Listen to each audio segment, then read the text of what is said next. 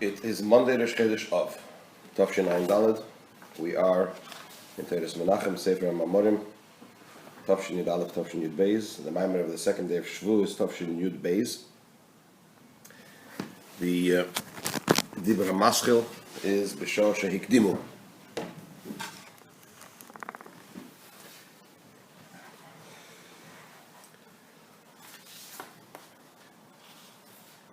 We are on page Dash 304. We are up to chapter 4, the Yuvan. The Rebbe is explaining the two crowns that the Yidden received at Matan Torah when they said Naaseh and Nishma, and the third crown that Hashem kept for himself. And he began to explain the idea of the crowns, that in the life-giving force that sustains the world, there is the Pnimis Dike there's the Oyer, the divine light, the divine energy which clothes itself internally within creation. But then there are the Makifim, the transcendental itself, the transcendental infinite light of Hashem, which does not clothe itself with the world. And the main sustenance of the world is the main existence of the world, the main life force of the world is from the transcendental infinite light. And specifically, the Rebbe said there are three transcendental strands to this infinite light. And those three transcendental strands are Torah, Avodah, and Milas Chasadim. Torah, service, which means tefillah, davening, and the Milas Chasadim, acts of kindness. And the Rebbe began to explain the idea of Makifim by first explaining the idea of Seder Hishtalshelus, the chain order of creation. And they brought the example of the chain link, that the lowest part of the lowest link in the chain is within the same realm and is attached and is associated with the highest part, the top of the very highest link in the chain, even though they are not connected to each other directly, but by virtue of the fact that they're connected one ring to another ring and so on and so forth, they all have a connection to each other. They're all associated with each other. So this is all within the chain link, the link chain. This is all within Seder Hishtalshelus, within the chain order of creation. But relative to the aspects that are beyond creation, the lowest link in the chain and the highest link in the chain are equal, because the distance, the relative distance between Seder Hishtalshelus, the chain order of creation, and beyond the chain order of creation is so vast that anything within the chain order of creation is equal before those elements that are beyond the chain order of creation. And the Rebbe goes on to explain this even further. That's where we're up to chapter 4. The Yuvan said this will be understood by a parable, Miseder HaYishtalshelus B'nefesh HaAdam, through the chain order, the chain order within the soul of man. We know that we have the soul of man. There is the soul of man.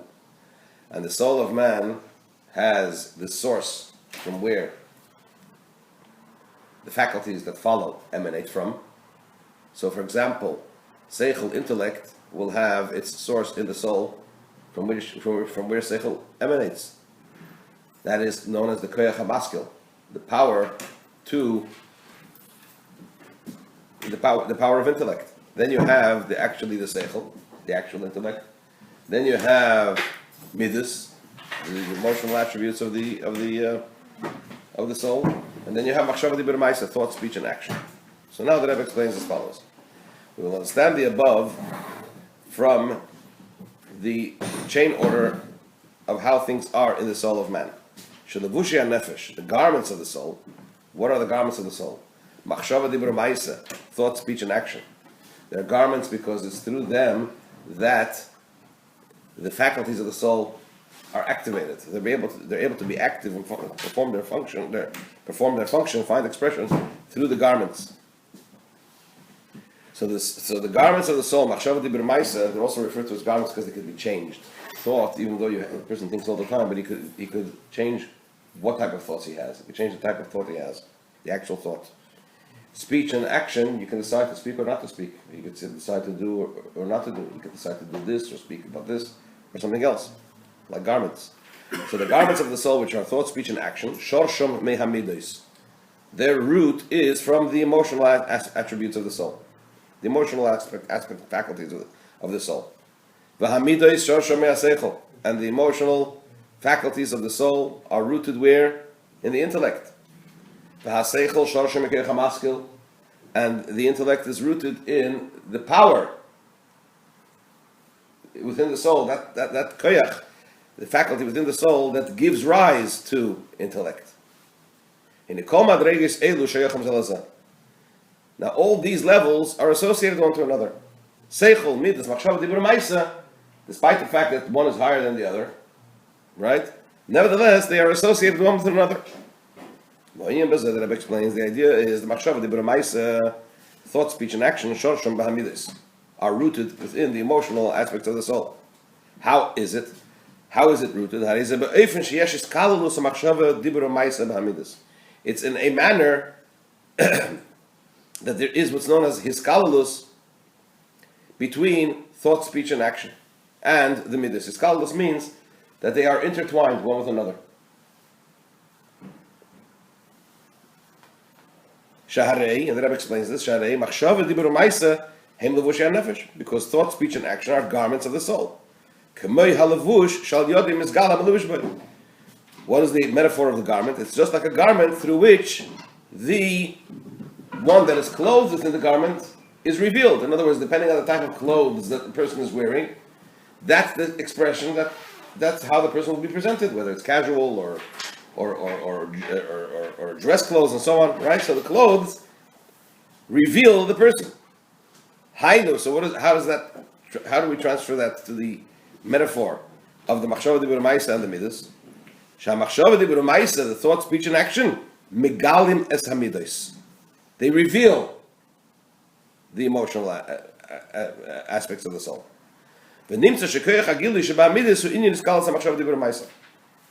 So therefore, what's the result of this? What's the conclusion? That the power of revelation that there is within the midas, and the fact that the midas could reveal themselves, and how do they reveal themselves? Through the machshava dibur maisa, through the thought, speech, and action.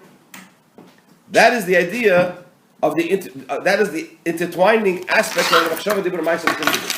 The fact that machshava dibur maisa, thought, speech, and action, has the ability to guide midas, the emotional aspects of the soul, as to how they should reveal themselves,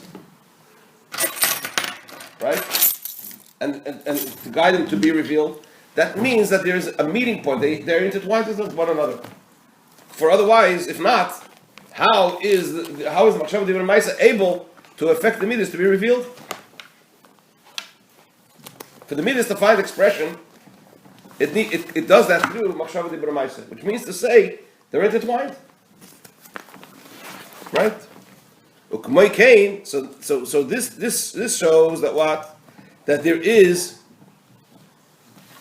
that the power to reveal, that aspect of the midas that lends them to be revealed, that power it finds expression and is intertwined with machshava dibur maisa. So that's an element of midas that's intertwined and is inserted into machshava dibur maisa. The other way around it works as well. So too is the idea. I'm sorry. This is the idea that machshava dibur maisa is intertwined and is inserted within what? Within midas.